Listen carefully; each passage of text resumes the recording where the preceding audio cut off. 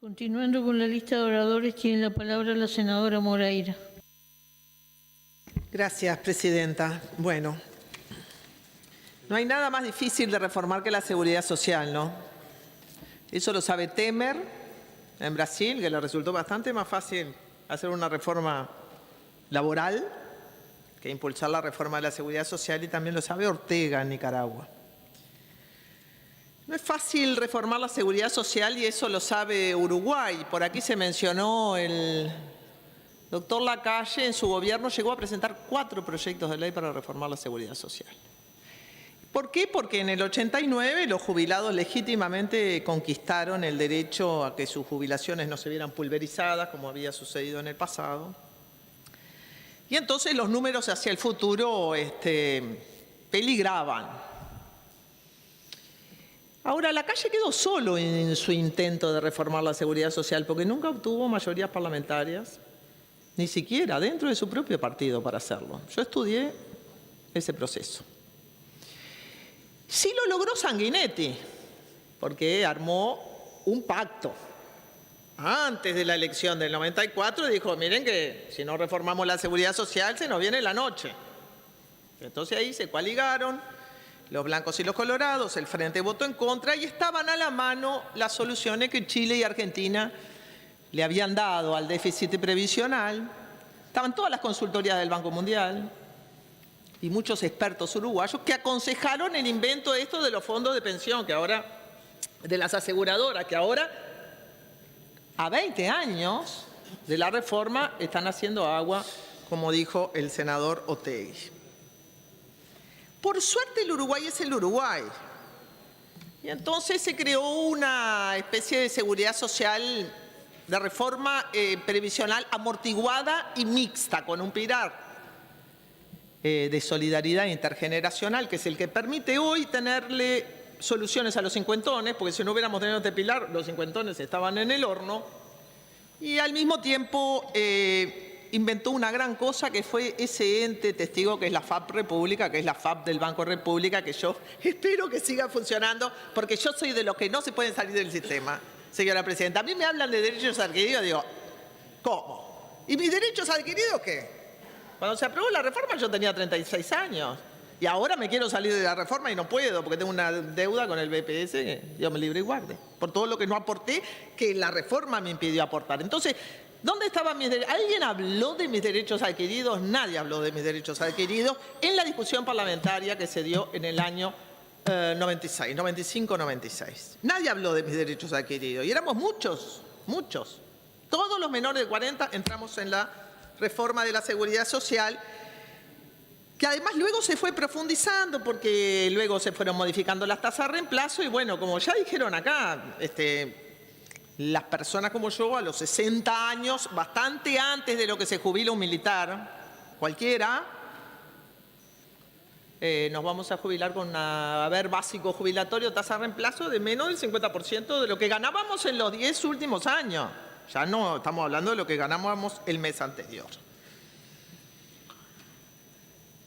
Claro, en ese momento, a todos los reformistas, y discutí con bastantes de ellos, especialmente los economistas que apoyaron la reforma en la Facultad de Ciencias Sociales, Forteza y otros, la reforma tenía algunos problemas. Pasábamos del sistema de los testigos, de una generosidad para demostrar aporte amplia,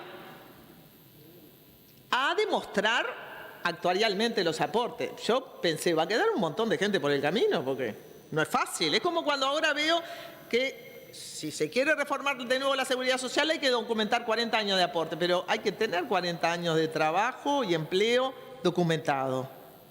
Piensen en una empleada doméstica.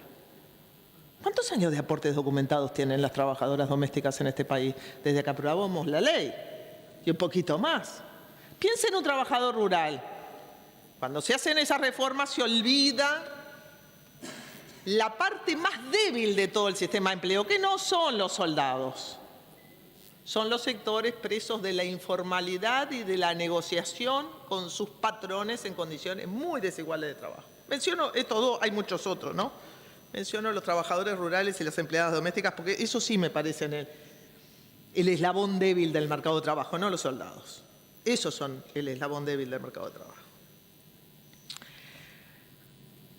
Claro está que gracias a la gran reforma del 96, la que hace agua ahora, 20 años después, o sea que los cálculos estuvieron tan mal hechos como cuando hicieron los cálculos de la caja militar a fines del 19, que dicen, tenemos la caja fundida, es que hicimos los cálculos mal. Está por allí en uno de los PowerPoints que nos presentaron sobre esto. Y eso fue lo mismo, pero la reforma del 96 disparó el resto de las reformas, o por lo menos las hizo posibles. Entre el 2001 y el 2008 se reformó todo, escribanos, bancarios, profesionales, policías. ¿Y los militares? Yo cuando me hablan del apuro digo, pero qué apuro, señores, si yo la primera discusión que asistí sobre la reforma de la caja militar fue en el año 2006, cuando se hizo el diálogo sobre la defensa. Apenas entrado Tabaré, propició aquel diálogo con la universidad, con Naciones Unidas, con la Fuerza, con el Ministerio de Trabajo. Y allí estaba Massoyer, todavía me acuerdo, en la sala 19 de junio, allí en la Intendencia, con una pila de papeles así de alto, y los empezó a desplegar. Yo coordinaba esa mesa. Y les digo a los militares que con esas tasas de reemplazo el sistema catapultaba. Los militares estaban repartidos por sus colores, y miraron con horror la propuesta de Massoyer de reforma de la Seguridad Social, y yo pensé, vamos a tener que trabajar mucho para reformar la Seguridad Social, porque me di cuenta de que la resistencia de la corporación militar era gigante y esa resistencia iba a estar sustentada políticamente, como se vio luego. Pero tiene 12 años esta discusión, tiene 12 años, no es de ahora. El Frente Amplio del 2006 hasta ahora acometió muchas reformas, pero si alguien me pregunta cuál es el apuro, se lo digo rapidito. El apuro es que los recursos que el Estado, es decir, la sociedad uruguaya, destina al déficit de la caja militar son escandalosos. Estamos gastando tanto en el déficit de la caja militar como en el resto del sistema previsional para pagar las pasividades de 700.000 cotizantes al BPS, gastamos 580 millones de dólares. Y para pagar las pasividades de 60.000 militares gastamos lo mismo. Lo mismo, ¿eh? Eso es una muestra de la injusticia flagrante. No puede ser que el déficit sea igual en volumen, siendo que unos son 700.000 y los otros 10 veces menos. Para medir cuánto es el déficit de la Seguridad Social, voy a poner un ejemplo que está a la mano. Todas nuestras discusiones sobre el espacio fiscal en la rendición de cuentas, vienen los maestros, vienen lo de la salud, vienen las cooperativas de vivienda, pasamos 90 días discutiendo por 100 millones de dólares. Ese es el espacio fiscal de la rendición de cuentas. 100 millones de dólares. Quiere decir que cada año el déficit de la caja militar es el equivalente a todo el espacio fiscal de 5 años de gobierno. ¿Rompe los ojos? Como prejuicios. Estos son juicios basados en evidencia empírica. Entonces, si alguien me pregunta cuál es el apuro, digo, hay que ser gobierno para darse cuenta cuál es el apuro, ¿eh? Alcanza con estar sentado exactamente del lado del que está sentado el gobierno, que tiene que balancear el presupuesto y por otro lado tiene que escuchar las demandas por aumento del gasto público. Yo soy de las que demanda por aumento del gasto público, por aumento para la educación, por aumento para la vivienda, para la ley de violencia de género. Pero del otro lado, del lado de la oposición, que no se demanda por aumento del gasto público, se demanda por reducciones de impuestos. ¿Y cómo hacemos esto? Con el goteo de 570 millones de dólares todos los años. ¿Cómo hacemos? Ahora estábamos, no sé quién me preguntaba, porque alguien decía, solo es el 0,6% del presupuesto. Digo, el presupuesto es mucha cosa, y es difícil medirlo, porque está el presupuesto de la Administración Central, el presupuesto del resto de los cuerpos del Estado, pero yo hace más o menos 4 años, o 5 o 6, que vengo luchando con estos números. El Uruguay tiene el gasto per cápita militar De los más altos del mundo, no voy a decir, no es el quinto más alto del mundo, obvio. Pero está entre el tercio de los países que más gastan en militares del mundo y nos estamos comparando con China, con Rusia y con Irán. Y acá en América Latina, ¿con quién nos comparamos? Nos comparamos con Colombia, pero Colombia tiene un conflicto armado que duró 40 años. Y sí, nos comparamos con Chile, pero Chile es el resultado del privilegio, del pinochetismo y el gobierno de la dictadura que triunfó en aquel plebiscito e hizo sentir sus privilegios a lo largo de toda la transición democrática. Entonces, si sumamos el gasto que el Uruguay tiene en mantener a las Fuerzas Armadas, yo ya lo dije hasta el cansancio, respondo a alusiones tardíamente, para eliminar a las Fuerzas Armadas hay que hacer una reforma constitucional, así que tan tonta no soy, ni tan ignorante de las limitaciones normativas. Ni siquiera he llegado a dar esa discusión. Ni siquiera. Ni siquiera. La única discusión que he tratado de dar es la discusión de la racionalidad económica del Uruguay en relación a sus Fuerzas Armadas. No se pueden gastar 2 puntos del producto en gasto militar, porque son 2 puntos. Es uno para sostener a las Fuerzas Armadas y el otro para la seguridad social. El Uruguay no lo puede hacer. Es innoble que un país de nuestras proporciones, sin conflictos armados internos, sin conflictos fronterizos y con la demanda de recursos que tenemos y las limitaciones del desarrollo que tenemos, por ser un país pequeño y alejado de todo, gasten 2 puntos del producto en sus Fuerzas Armadas. No existe ningún proyecto de desarrollo eso. Porque si son 2 puntos del producto de las Fuerzas Armadas, entonces no son otras cosas, no nos engañemos. No es salud, no es educación, no es vivienda. No se puede con todo. No se puede con todo. Entonces, yo diría a todos los, ahora ya no está más ese pegote, pero a todos que tenían el pegote aquel, bajen el costo del Estado, por favor, yo les pediría un poquito de coherencia. Bajen el costo del Estado. Esto es bajar el costo del Estado, ¿eh? Esto es bajar el costo del Estado. Esto es el recorte más importante al gasto público que pueda proyectarse jamás para los años que vienen. Y después me hablan de hacer la segunda tanda de la reforma de la seguridad social. Bueno, cuando se haga la reforma de la seguridad social en el periodo que viene, si es que se hace, yo les voy a hablar entonces de derechos adquiridos, porque voy a empezar a contar cuántos tienen derechos adquiridos que podrían ser lesionados por una futura reforma. Yo creo que hay 2 argumentos para sostener esta reforma. Uno es el argumento de la justicia distributiva y el otro es el argumento de la sustentabilidad económica. Me voy a referir, son 2 argumentos distintos. Yo defiendo la reforma, esta reforma, que me parece súper tibia, ¿no? Después me voy a referir a la reforma que me hubiera gustado, pero esta reforma la voy a defender por 2 argumentos bien distintos. Uno es el de la sostenibilidad económica financiera, porque hay que ser responsables, como dijo Tegui, y el otro es el argumento de justicia distributiva. El primero, el argumento de justicia distributiva. ¿Por qué la reforma es justa? Bueno, primero, porque el gasto previsional militar es profundamente regresivo. ¿Qué quiere decir que es un gasto regresivo? Que beneficia a los que más tienen y no a los que menos tienen. Es decir, lo pongo en números. El 20% del gasto es para pagar solo 1.573 jubilaciones que van entre 133.000 y 345.000 pesos al mes. La quinta parte del gasto va en eso. Es más, el gasto promedio que hace el Estado uruguayo por año son $50.000 por militar retirado de esta franja de arriba. 10.000 oficiales o un poco menos de los 50.000 ocasionan el 70% de este déficit. Quiere decir que el déficit previsional militar no lo causan los soldados, no lo causa la parte de abajo, lo causa la parte de arriba. ¿Por qué? Porque la pirámide del Ministerio de Defensa es de las más injustas y desiguales del sector público. Se los pongo en números. Se compara al Ministerio del Interior con el Ministerio de Defensa Nacional, pero el cargo más alto que tiene el Ministerio del Interior es un comisario general que gana 85.000 pesos. El cargo más alto que tiene el Ministerio de Defensa es un general que gana 165.000 pesos.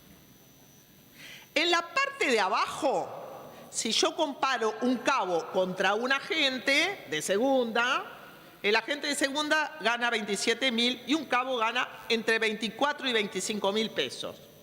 No hay mucha diferencia. Pero cuando se jubilan,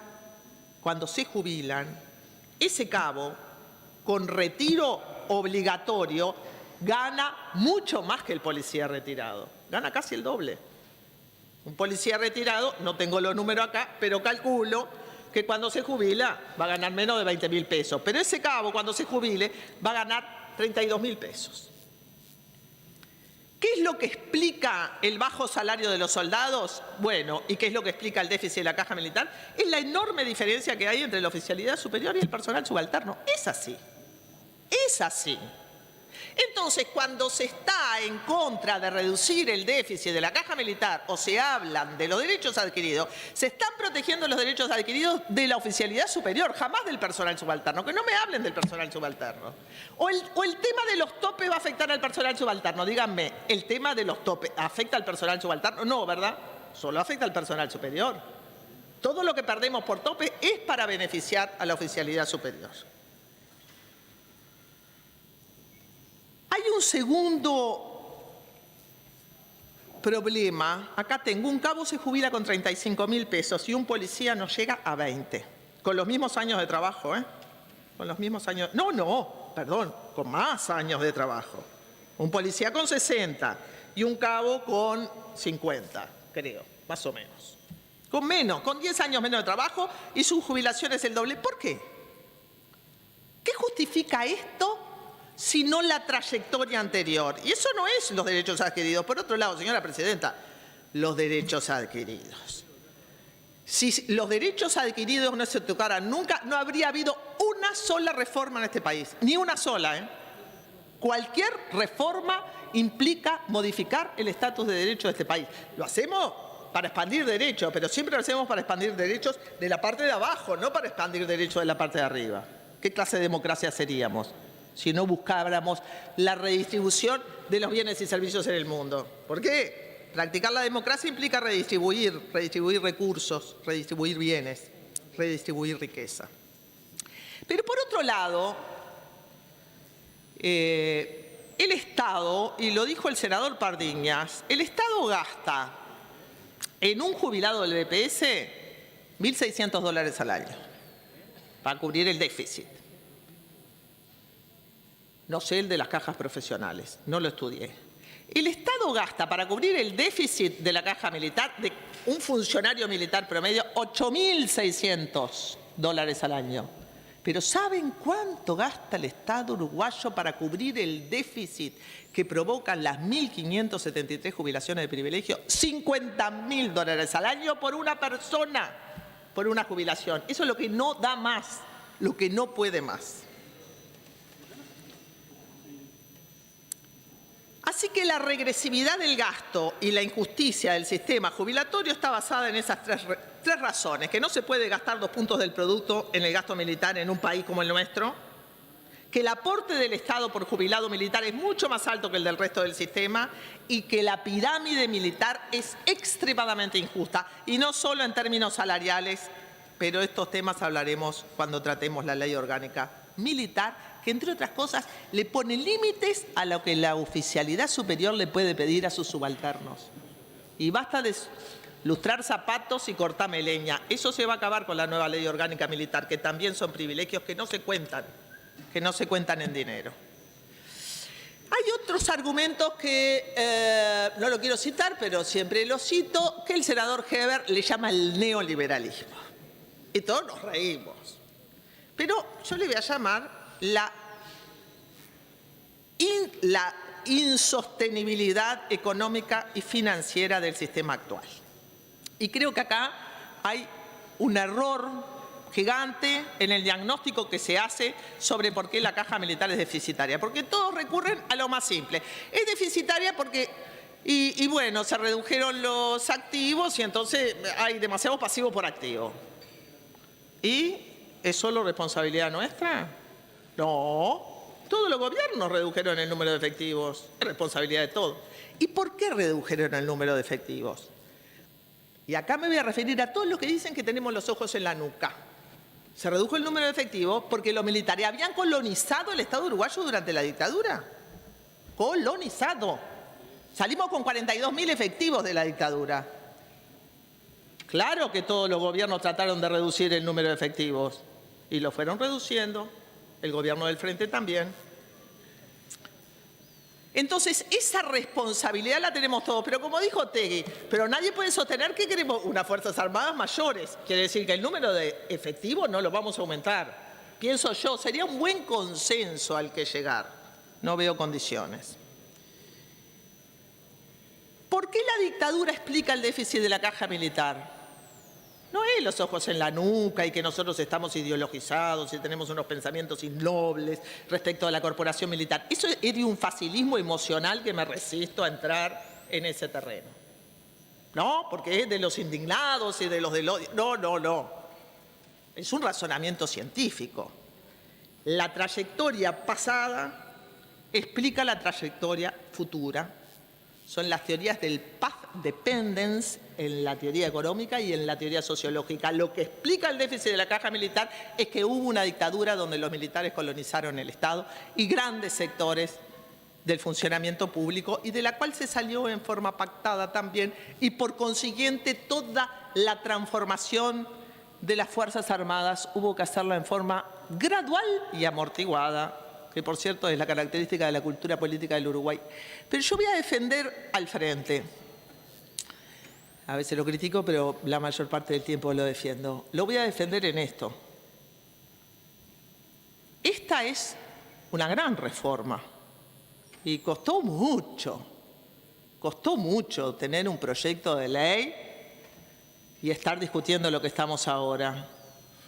Hay tres grandes reformas que el Frente hizo, que son reformas estructurales importantes. La reforma de la salud, ahora la reforma de las Fuerzas Armadas, que no es esto solo, es la Ley Orgánica Militar y, sin duda, la reforma tributaria. Son grandes reformas del Uruguay. Las grandes reformas son antipáticas porque las grandes reformas lesionan privilegios. Es así. Es así, y hay que tener fuerza y coraje político para emprenderlas. Entonces,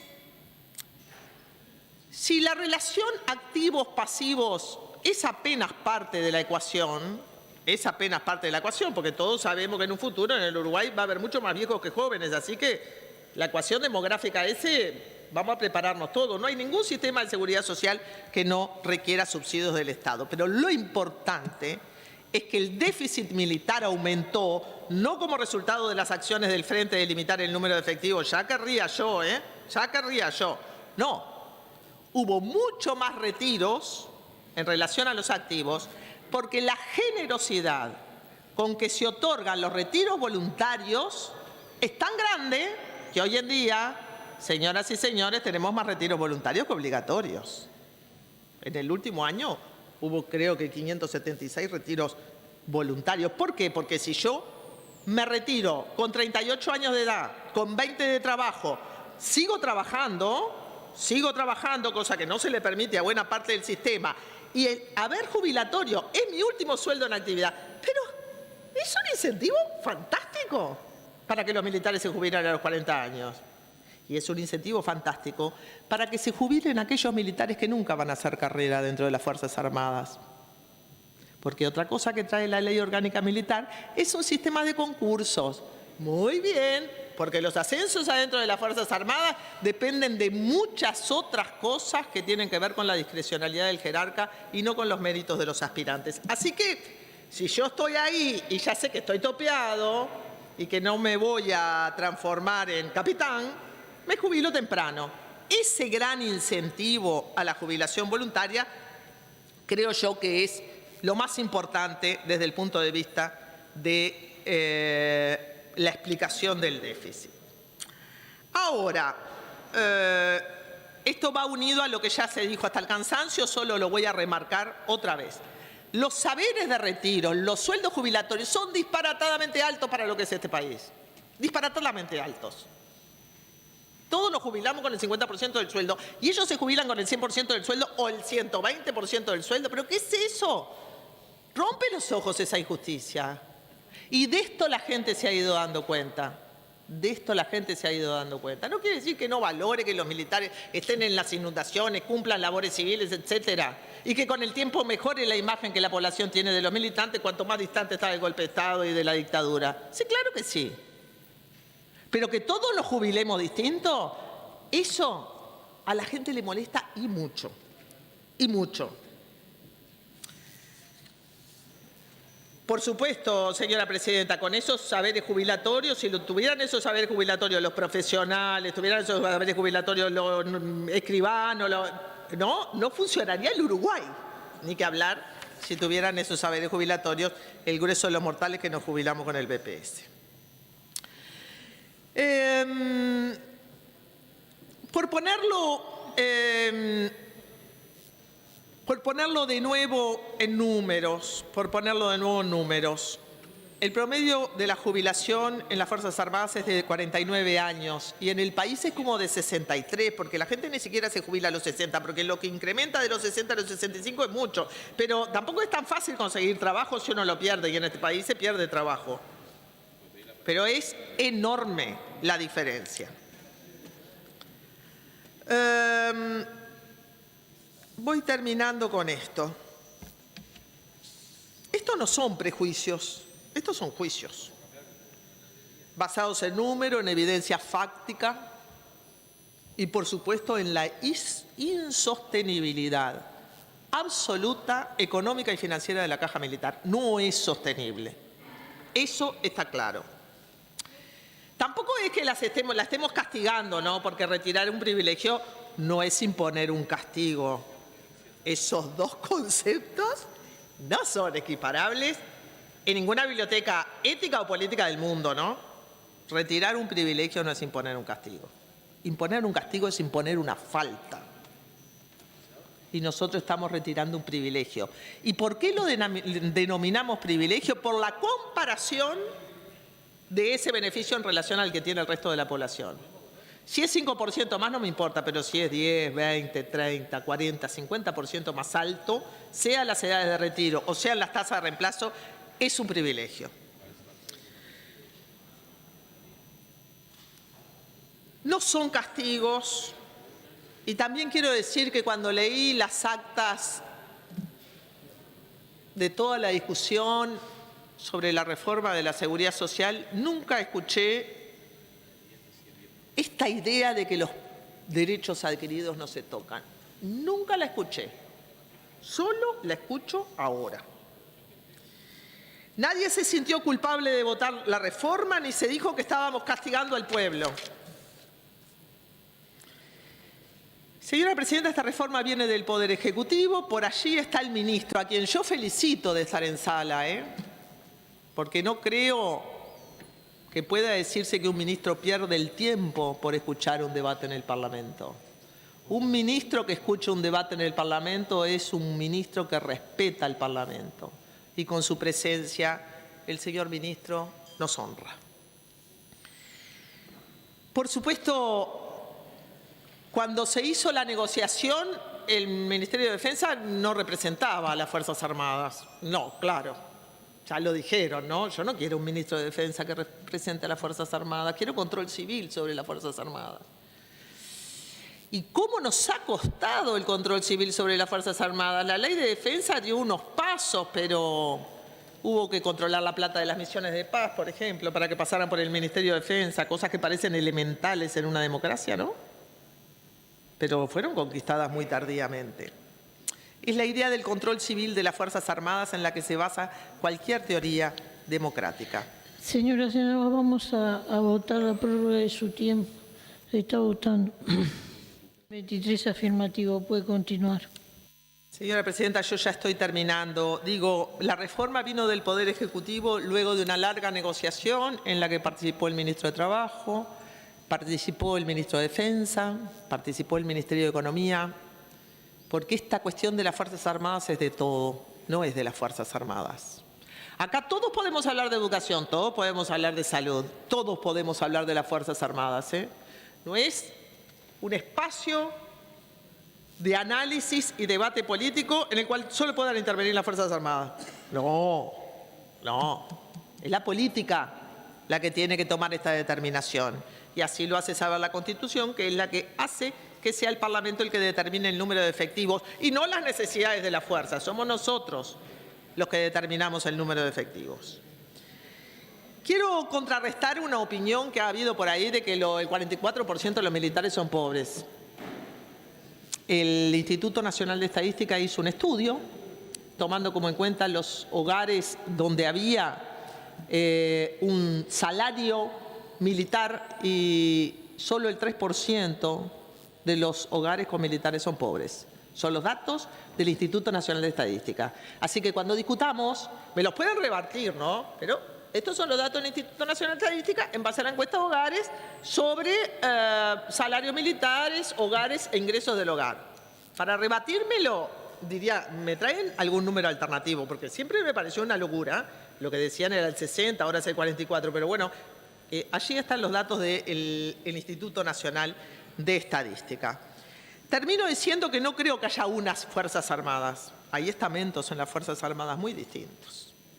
No creo mucho en esta unidad de las Fuerzas Armadas y me parece que cuando estamos haciendo la reforma de la Caja Militar, a los que golpea es a los oficiales superiores que ganan mucho, no a los de abajo.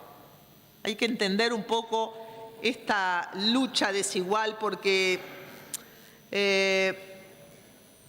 si pienso que acá se pone el grito en el cielo por el paso que estamos dando y no se considera que los topes recién van a empezar a regir dentro de 20 años. Quiere decir que en los próximos 20 años, señora presidenta, se van a estar jubilando sin topes, con 130, con 140. En los próximos 20 años nunca se ha sido tan generoso con nadie. Nunca. Y lo estamos siendo porque este proyecto es el resultado de una negociación. La modificación del haber jubilatorio y la modificación de los topes solo afectan a la oficialidad superior. No al personal subalterno. Al personal subalterno le afectará la edad de retiro. Pero al mismo tiempo el personal subalterno tendrá muchos beneficios derivados de esta misma reforma donde se le van a salarizar una gran cantidad de beneficios.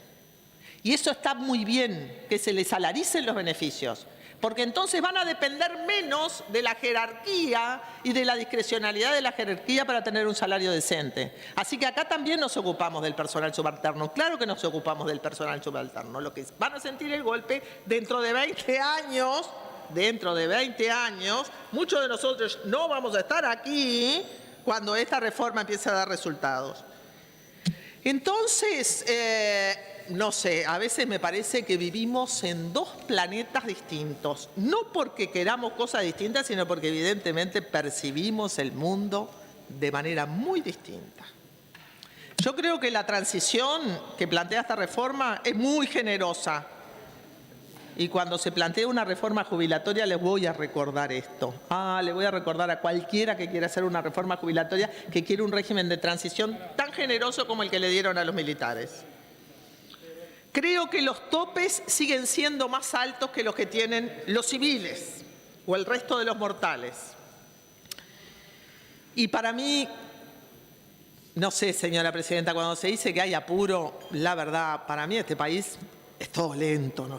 Es de una lentitud de paquidermo. Nada me parece rápido acá, nada. Por eso me parece que vivimos en dos planetas distintos. Me gustaría una reforma más profunda con un régimen de transición menor y sin duda más exigente que esta. Quizá una reforma como la que nos hicieron a nosotros en el 96. Pero no voy a ser vengativa porque a mí no me gustó la reforma del 96 y así nos va. Lo que sí creo es que con los años uno empieza a ser paciente y bueno, aunque esta reforma no es todo lo que yo quiera, yo creo que es un paso largo y quiero felicitar al Poder Ejecutivo y quiero felicitar al Frente Amplio de animarse a dar el paso largo en la reforma estructural de las Fuerzas Armadas. Eso me alienta a seguir adelante. Gracias, presidenta.